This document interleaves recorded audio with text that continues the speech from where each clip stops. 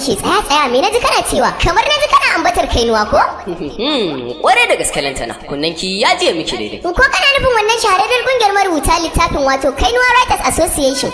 Kwarai kuwa Kainuwa Writers Association ita nake nufi kungiyar da ta shahara wajen saburbudo muku zafafan littattafai domin nishadantar da ku. A wannan karan ma ta zo da zazzafan salo mai zafi. Kai dan Allah Hausawa yi mun bayani yadda zan gane. To baza kunnuwa domin ki saurara. A wannan karan ma kungiyar ta shirya faranta ran masoyanta ta hanyar daddagewa da zakulo wasu daga cikin fasiha marubutanta irin su Rashidat Usman wato Ummu Nasma wadda ta nishadantar da mu a cikin wannan kayataccen littafin nata wato Indo a birni. A wannan karan ma ta shirya tsab domin kawo muku sabon littafinta mai suna Rudanin Zuciya Biyu. A tare da ita akwai Halima Hassan wato Liman marubuciyar littafin A Dalilin Ɗa Namiji. Yanzu ma ta dage ta tukulkulo muku zazzafan littafinta mai suna Laifin Wa Mazan ko Matan. Fauziya Awal Alim Baba Jingau wato yar mutan Jingau wadda ta rubuta muku labarin ta mai suna Abin da ke faruwa.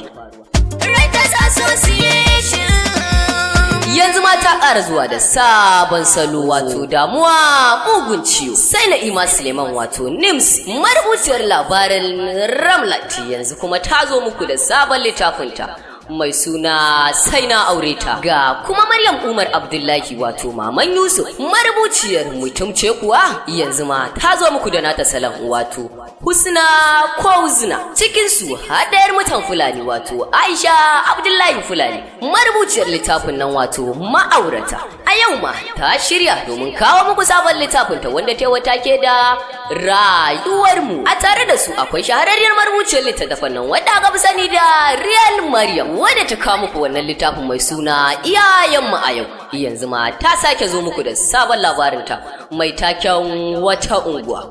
To, ta yaya zan samu damar karanta waɗannan daɗaɗɗen littattafai masu nishaɗantar da zuciya?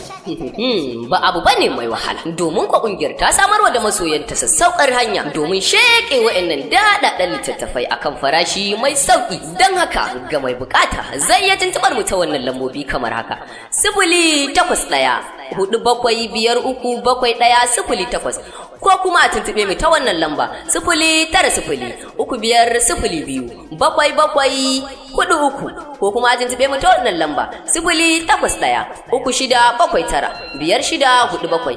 Ga 'yan kasashen waje wato kamar 'yan Nijar za su iya tuntuɓar mu ta wannan lamba kamar wato +22